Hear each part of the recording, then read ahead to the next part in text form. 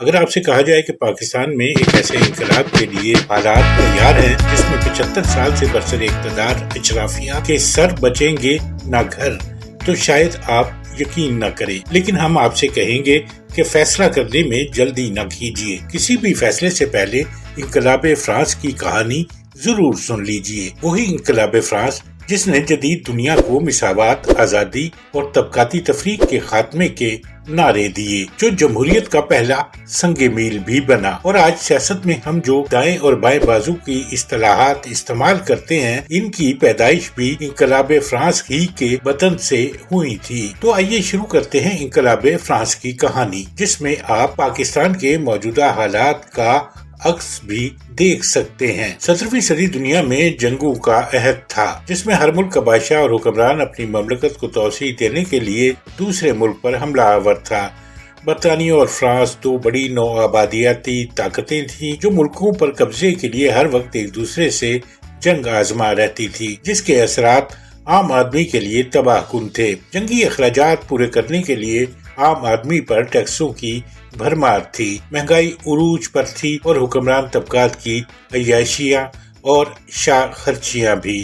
ان کے الگ پرتعیش محل اور علاقے تھے جہاں زندگی کی ہر سہولت میسر تھی۔ یہی سب فرانس میں بھی تھا۔ 17ویں صدی کے فرانس میں اگر معاشرتی طبقہ بندی کی جائے تو سب سے اوپر بادشاہ یا حکمران اشرافیہ تھی، اس سے نیچے مذہبی طبقہ، پادری، یا اسے ہم اپنے معاشرے کے تناظر میں علماء بھی کہہ سکتے ہیں۔ درجہ بندی کے تیسرے نمبر پر عام آدمی یعنی عوام تھے۔ بادشاہ یا ریاست اور مذہبی طبقہ جو صرف 2% تھا، اس کے اخراجات اور عیاشیوں کے لیے وسائل 98% عوام پر بے تحاشا ٹیکس لگا کر وصول کیے جاتے تھے۔ عوام کی اکثریت کسانوں پر مشتمل تھی۔ دلچسپ بات یہ ہے کہ 2% حکمران اور مذہبی طبقہ کوئی ٹیکس ادا نہیں کرتا تھا۔ پاکستان کی صورتحال میں آپ اسے اسٹیبلشمنٹ یا بڑے بڑے کاروباری اداروں، سیاستدانوں، مذہبی اداروں یا تاجروں سے تشبیہ دے سکتے ہیں، جو 21ویں صدی میں بھی کوئی ٹیکس نہیں دیتے اور عوام کے پیسوں پر پلتے ہیں۔ خیر، ہم 17ویں صدی کے فرانس کی جانب واپس لوٹتے ہیں۔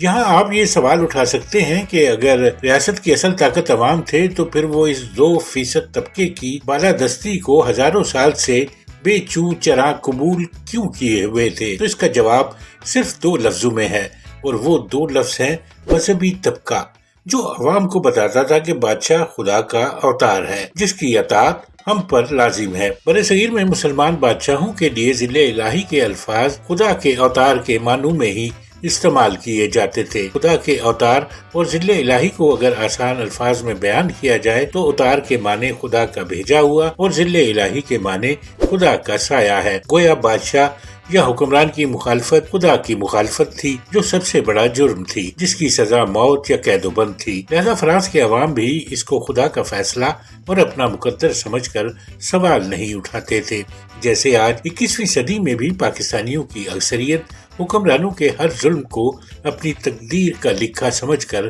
قبول کیے ہوئے ہے۔ 17ویں صدی کے فرانس کا مذہبی طبقہ خود کو دین کا محافظ کہتا تھا، یعنی آپ انہیں دین کا ٹھیکیدار بھی کہہ سکتے ہیں، جیسے پاکستان میں مولانا فضل الرحمان اور مذہب کے کئی اور خود ساختہ ٹھیکیدار ہیں۔ 17ویں صدی کے آغاز میں یورپ بھر میں ایسے دانشور اور لوگ ابھر کر سامنے آئے جو اپنے حکمرانوں پر سوال اٹھانے لگے تھے۔ وہ پوچھتے تھے کہ بادشاہ خدا کا اوتار کیسے ہے؟ وہ سوال کرتے تھے کہ آخر 2% طبقہ ملک کے وسائل پر قبضہ کیوں کیے ہوئے ہے اور 98% اکثریت محروم کیوں ہے؟ وہ معاشرے میں طاقتور اور کمزور، امیر اور غریب میں فرق پر بھی اعتراض کرتے تھے۔ ان کا یہ بھی کہنا تھا کہ قانون کی نظر میں سب کو برابر ہونا چاہیے۔ اس عہد کو یورپ میں روشن خیالی کے عہد کے نام سے پکارا جاتا ہے۔ فرانسیسی دانشور رینے ڈسکارٹس، جو ایک ماہر ریاضیات بھی تھے، ان کا یہ جملہ اس دور میں زبان زد عام ہوا کہ میں سوچ سکتا ہوں اس لیے میں یہاں ہوں۔ یعنی ڈیسکارٹس یہ کہہ رہے تھے کہ جو سوچتا نہیں اس میں اور ایک مرے ہوئے شخص میں کوئی فرق نہیں۔ نئی سوچ، وجوہات، مشاہدہ اور نئے سوالات اس روشن خیالی کے عہد کی بنیاد تھے۔ اسی عہد میں گلیلیو نے یہ بتایا کہ سورج زمین کے گرد نہیں، زمین سورج کے گرد گھومتی ہے، جس پر مذہبی پیشواؤں نے انہیں بائبل مخالف نظریہ پیش کرنے پر جیل میں ڈال دیا۔ یہی وہ زمانہ تھا جب نیوٹن نے حرکت سے متعلق اپنے 3 قوانین لا آف موشن پیش کیے۔ اسی دور میں چیزوں کے وقوع پذیر ہونے کی سائنسی وجوہات پیش کی جانے لگی تھی، جس کے باعث پرانے مذہبی تصورات کا دفاع کیا جانا مشکل ہوتا جا رہا تھا۔ اس کے نتیجے میں ڈی ازم کے نام سے ایک نئی تحریک نے جنم لیا، جس کا کہنا تھا کہ اب اگر خدا تک پہنچنا ہے تو عقل، اسباب اور سائنس کا سہارا لینا ہوگا۔ یہ ہی وہ عہد تھا جب دانشور جان لاک نے بادشاہ کے خدا کے اوتار ہونے کے تصور اور اس کی حاکمیت کو چیلنج کیا اور کہا کسی انسان کو دوسرے پر حکومت کرنے کا حق نہیں، اور اگر کسی کو اس بات کا اختیار دیا جاتا ہے کہ وہ لوگوں پر حکومت کرے تو اس کے لیے لوگوں کی رائے لینا ضروری ہے۔ یہ وہ نظریہ تھا جو آج کی جدید جمہوریت کی بنیاد بنا۔ جان لاک کا کہنا تھا کہ حکومت کا بنیادی کام اپنے شہریوں کے حقوق کا تحفظ کرنا ہونا چاہیے، اور اگر وہ اس میں ناکام رہتی ہے تو لوگوں کو یہ اختیار ملنا چاہیے کہ وہ اس حکومت کو برطرف کر سکیں۔ جان لاک کے ان خیالات کو دوسرے دانشوروں اور فلسفیوں نے بھی آگے بڑھایا۔ معروف فلسفی روسو کا مشہور جملہ ہے کہ انسان آزاد پیدا ہوتا ہے مگر ہر طرف زنجیروں میں جکڑا نظر آتا ہے۔ روسو کا کہنا تھا کہ آزادی ہر انسان کا حق ہے، ایسی آزادی جو دوسروں کی آزادی کو متاثر نہ کرتی ہو۔ یہ تھا وہ ماحول اور نظریاتی تحریکیں جن پر انقلاب فرانس کی بنیاد رکھی گئی تھی، کیونکہ بادشاہ اور مذہبی طبقے کے ٹیکس نے عوام کی کمر توڑ کر رکھ دی تھی۔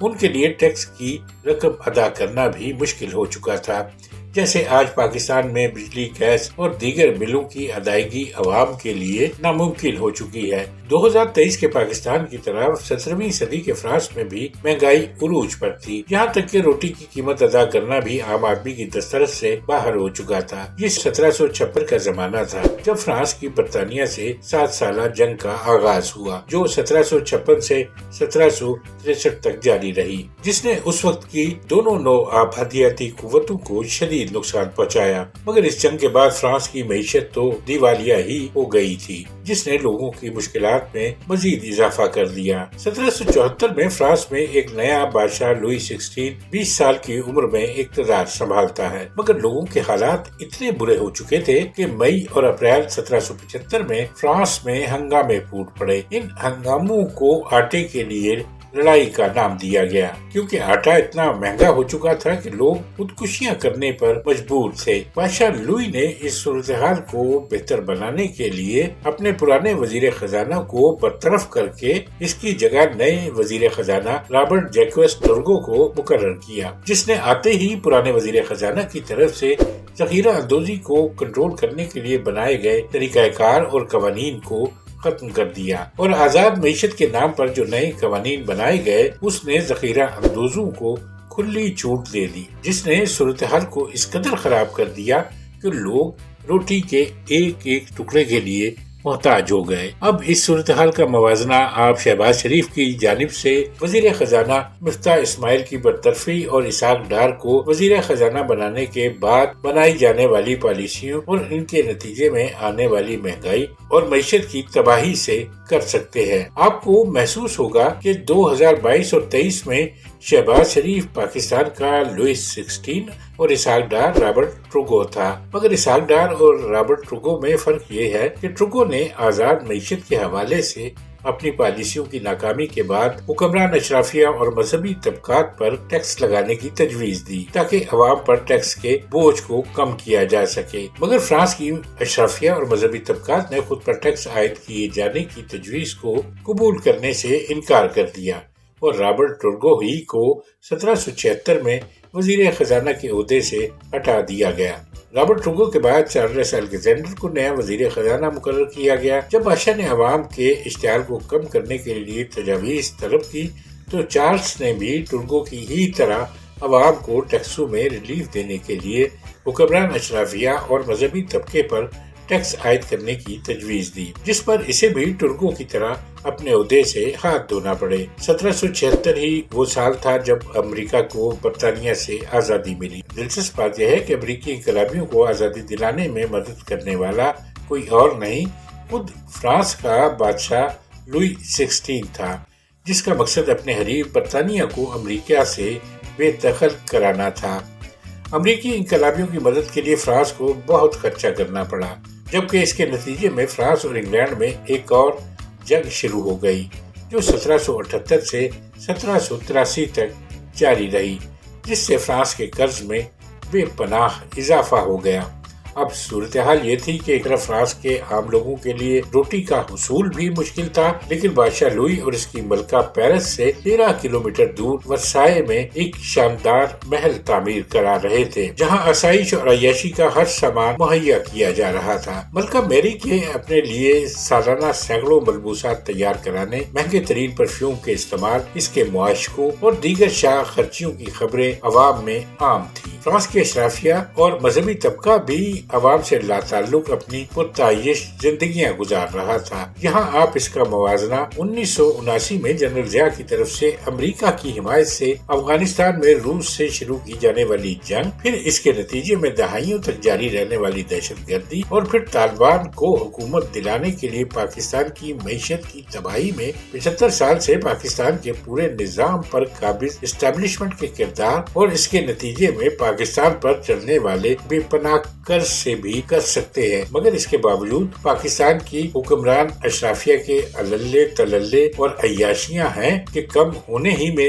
نہیں آ رہی۔ بہرحال فرانس کی صورتحال کی طرف ایک بار پھر واپس چلتے ہیں۔ فرانس کے عوام، جن کے لیے اپنے جسم اور روح کا رشتہ برقرار رکھنا مشکل تر ہوتا جا رہا تھا، اس سے بادشاہ کے خلاف غم و غصہ بڑھ رہا تھا، جسے کم کرنے کے لیے بادشاہ نے فرانس کی ایک بہت پرانی مشاورتی حکومتی تنظیم اسٹیٹ جنرل کا اجلاس 5 مئی 1789 کو طلب کیا۔ یہ مشاورتی تنظیم 175 سال سے غیر فعال تھی۔ بظاہر تو اس کو حکومتی باڈی کہا جاتا تھا، مگر یہ صرف بادشاہ کو مشورے ہی دے سکتی تھی۔ تمام بنیادی فیصلے کرنا بادشاہ کا اختیار تھا۔ اسے آپ جنرل ضیاء الحق کی پارلیمنٹ کے متبادل کے طور پر قائم کی گئی مجلس شورا جیسا سمجھ سکتے ہیں۔ بظاہر تو مجلس شورا کو پارلیمنٹ ہی کا متبادل بتایا گیا، مگر فیصلوں کا تمام اختیار جنرل ضیاء الحق ہی کے پاس تھا۔ مجلس شورا بنا کر ضیاء الحق نے عوام کو یہ تاثر دینے کی کوشش کی تھی کہ وہ خلفائے راشدین کی مجلس شورا ہی کی ایک شکل ہے، جسے 1400 سال بعد دوبارہ زندہ کیا گیا ہے۔ اسٹیٹ جنرل نامی حکومتی باڈی میں حکمران اشرافیہ، مذہبی طبقے اور کسانوں کے نمائندوں کا ایک ایک ووٹ شمار ہوتا تھا، لیکن ہوتا یہ تھا کہ جب بھی رائے شماری ہوتی تو حکمران اشرافیہ اور مذہبی طبقہ گٹھ جوڑ کر لیتے، جس سے ان کے 2 ووٹ ہو جاتے، اور جو بھی ٹیکس قوانین بنتے اس کا ہدف ہمیشہ عوام یا کسان ہی بنتے تھے، جیسا کہ آج کل پاکستان کی پارلیمنٹ میں ہوتا ہے۔ خیر، انقلاب فرانس کی کہانی کو آگے بڑھاتے ہیں۔ فرانسیسی عوام نے بادشاہ لوئی 16 کے اسٹیٹ جنرل کے اس اجلاس کی دھوکہ بازی کو قبول کرنے سے انکار کر دیا اور مطالبہ کیا کہ اسٹیٹ جنرل میں ہر نمائندے کا انفرادی ووٹ ہونا چاہیے، لیکن بادشاہ نے یہ عوامی مطالبہ قبول کرنے سے انکار کر دیا، جس پر لوگوں نے فیصلہ کیا کہ وہ اپنی عوامی اسٹیٹ جنرل بنائیں گے، جس میں ہر نمائندے کا اپنا ایک ووٹ ہوگا۔ لیکن بادشاہ لوئی کو جب یہ پتہ چلا تو اس نے اس حال پر تالا لگوا دیا جہاں اس عوامی اسٹیٹ جنرل کا اجلاس ہونا تھا، لیکن عوام جب کچھ ٹھان لیتے ہیں تو حکومتوں کے لیے اسے روکنا بہت مشکل ہوتا ہے۔ یہی کچھ فرانس میں بھی ہوا۔ جب لوگوں نے حال پر تالا لگا دیکھا تو وہ ایک قریبی ٹینس کورٹ کے خالی میدان میں پہنچ گئے جہاں حلف لیا گیا۔ اسے ٹینس کورٹ اوتھ کا نام دیا گیا۔ یہاں پر لوگوں نے اپنی حکومت کے قیام کا اعلان کر دیا۔ اس عوامی حکومت کے قیام کا اعلان 17 جون 1789 کو کیا گیا۔ اجلاس کے بعد جاری کیے گئے اعلان کو ڈکلیریشن آف نیشنل اسمبلی کا نام دیا گیا۔ لوگوں کا کہنا تھا کہ اب وہ اپنا ایک آئین بھی بنائیں گے جس میں ہر شخص کو برابری حاصل ہوگی۔ عوام کی بڑھتی طاقت دیکھ کر حکمران اشرافیہ اور مذہبی طبقے کے کچھ افراد بھی اس عوامی اسٹیٹ جنرل کا حصہ بن گئے۔ بادشاہ لوئی نے یہ صورتحال دیکھی تو اسے خطرہ ہوا کہ کہیں عوام بغاوت کر کے اس کی حکومت کو ختم نہ کر دے، جس کے نتیجے میں اسے اور اس کے خاندان کو قتل کیا جا سکتا تھا، جس پر فرانس کے بادشاہ لوئی 16 نے اس عوامی نیشنل اسمبلی کے اعلان کو 27 جون 1789 کو تسلیم کر لیا اور اسے سرکاری حیثیت دے دی۔ جب اس اسمبلی کا اجلاس ہوتا تھا تو عوامی نمائندے جو ملک کی 98% عوام کی نمائندگی کرتے تھے وہ حال کے بائیں جانب بیٹھتے تھے، جبکہ اشرافیہ اور مذہبی طبقے کی نمائندگی کرنے والے دائیں جانب۔ یہیں سے عوام عوامی حقوق کی بات کرنے والوں کے لیے بائیں بازو، جبکہ اشرافیہ اور مذہبی طبقے کی نمائندگی کرنے والوں کے لیے دائیں بازو کی اصطلاح متعارف ہوئی۔ فرانس کی حکمران اشرافیہ اگرچہ 2% تھی، مگر ان کے پاس صدیوں کی لوٹ کھسوٹ سے حاصل کیے گئے بے پناہ وسائل اور پیسہ تھا، جس کی وجہ سے ملکی سیکورٹی فورسز ان کی دی ہوئی تنخواہ پر ہی انحصار کرتے تھے اور انہی کے وفادار تھے۔ اس دوران ہوتا یہ ہے کہ ایک افواہ پھیل جاتی ہے کہ بادشاہ لوئی پیرس پر حملہ کر کے نیشنل اسمبلی کو برطرف کرنے والے ہیں، جس پر عوام میں اشتعال پھیل گیا اور انہوں نے 14 جولائی 1789 کو بیسٹل نامی قلعے پر حملہ کر دیا۔ انہیں امید تھی کہ یہاں سے انہیں بادشاہ لوئی کی تنخواہ دار فوج کا مقابلہ کرنے کے لیے اسلحہ اور گولہ بارود مل جائے گا۔ آج فرانس میں 14 جولائی کو جو قومی دن منایا جاتا ہے وہ اس واقعے کی یاد میں ہے۔ بیسٹل فورٹ قلعے پر حملہ انقلاب فرانس کی پہلی چنگاری تھی۔ عوام کو پہلی بار لگا کہ وہ لڑ سکتے ہیں۔ انہیں پہلی بار ہی محسوس ہوا کہ وہ صرف حکمران اشرافیہ اور مذہبی طبقے کی غلامی کے لیے پیدا نہیں ہوئے۔ فرانس میں عوامی سطح پر اس بیداری کی شدت اس قدر زیادہ تھی کہ ملک کے نواب اور امیر افراد اپنی دولت یورپ کے دوسرے ملکوں میں منتقل کر کے ملک سے فرار ہونے لگے۔ یہ آج کے پاکستان کی سی صورتحال لگتی ہے، جب ملک کے تمام بڑے سیاستدان، کاروباری افراد اور عسکری اداروں سے تعلق رکھنے والے کرپٹ جنرل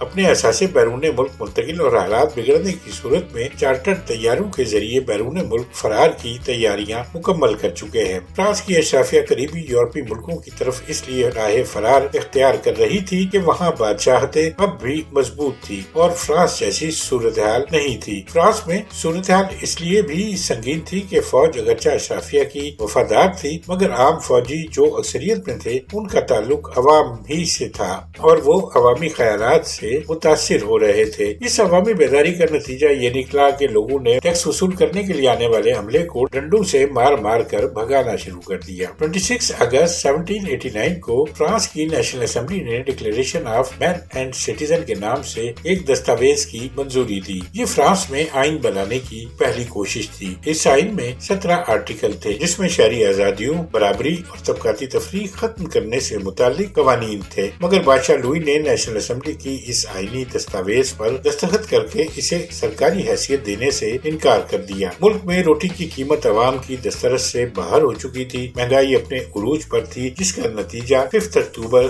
1789 کو انقلاب فرانس کی دوسری چنگاری کی صورت نکلا، جب ہزاروں خواتین پیرس کی ایک مارکیٹ میں اکٹھا ہو گئی۔ ان کا کہنا تھا کہ وہ اپنے بچوں کو بھوکا نہیں دیکھ سکتی۔ ان ہزاروں خواتین نے پیرس سے 13 کلومیٹر دور ورسائے میں بادشاہ کے محل کی طرف مارچ کرنا شروع کیا۔ وہ آزادی اور بھوک سے نجات کے نعرے لگا رہی تھی۔ انہیں دیکھ کر عام لوگوں میں بھی جوش و جذبہ بڑھنے لگا اور متعدد لوگ اس مارچ میں شریک ہو گئے۔ جب یہ خواتین بادشاہ کے محل کے باہر پہنچی تو ملکہ میری نے شور سن کر کہا کہ یہ لوگ کیا کہہ رہے ہیں، تو کنیزوں نے بتایا کہ لوگ روٹی مانگ رہے ہیں، جس پر ملکہ نے تجاہل عارفانہ سے اپنا یہ مشہور زمانہ جملہ کہا کہ اگر انہیں روٹی نہیں ملتی تو یہ کیک کیوں نہیں کھاتے۔ ملکہ کا یہ جملہ جب محل کے نچلے درجے کے ملازمین کے ذریعے باہر احتجاج کرنے والے لوگوں تک پہنچا تو وہ غصے سے بے قابو ہو گئے۔ احتجاج کرنے والی خواتین محافظوں کو دھکیلتے ہوئے محل میں داخل ہو گئی، جس پر بادشاہ اور ملکہ نے خوفزدہ ہو کر نیشنل اسمبلی کی بنائی گئی آئینی دستاویز پر دستخط کر دیے۔ اس کا نتیجہ یہ نکلا کہ 1791 میں فرانس میں الیکشن کرائے گئے اور 1792 میں فرانس سے بادشاہت کا مکمل خاتمہ کر دیا گیا۔ بادشاہ اور ملکہ کو گرفتار کر لیا گیا اور انہیں سزائے موت سنائی گئی۔ اس زمانے کے فرانس میں پھانسی نہیں دی جاتی تھی، بلکہ مجرم کو ہلاک کرنے کے لیے گلوٹین نام کا ایک آلہ استعمال کیا جاتا تھا۔ بادشاہ اور ملکہ کا سر جب گلوٹین میں دیا گیا تو ملکہ بہت گڑ گڑائی، عوام سے معاف کرنے کی التجا کرتی رہی، مگر عوام کی نفرت ہے کہ عروج پر تھی۔ لوگ ملکہ کا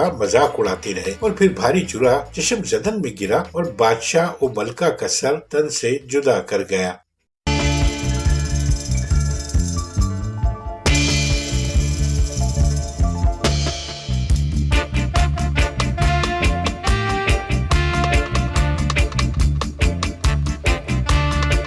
جس کے بعد فرانس میں اشرافیہ سے تعلق رکھنے والے افراد کے گھر لوٹ کر انہیں آگ لگائی جانے لگی۔ خاندان کے خاندان بے دردی سے قتل کر دیے گئے اور ان کے سروں کو نیزوں میں پرو کر بازاروں میں پھرایا جاتا اور پھر انہیں عبرت کے لیے فرانس کے چوکوں اور چوراہوں پر رکھ دیا جاتا تھا۔ جس پر بھی شبہ ہوتا تھا کہ وہ بادشاہت کا حامی ہے، اسے صفائی کا موقع دیے بغیر ہی بے دردی سے قتل کر دیا جاتا تھا۔ فرانس میں یہ صورتحال کافی عرصہ برقرار رہی۔ یہ ہے وہ انقلاب فرانس جس سے سبق لینے کا کہا جاتا ہے۔ دنیا بھر کے ظالم حکمرانوں کے لیے انقلاب فرانس ہو، انقلاب ایران، انقلاب روس یا چین کا عوامی انقلاب ہو، ان کا مشترکہ اور واضح پیغام یہ ہے کہ عوامی خواہشات کا احترام کیا جائے، کیونکہ یہ ہی قوموں کی ترقی کا زینہ ہے، ورنہ عوامی غیظ و غضب سب کچھ بہا کر لے جاتا ہے۔ اگر آپ کو یہ ویڈیو پسند آئی ہو تو چینل کو سبسکرائب کر لیں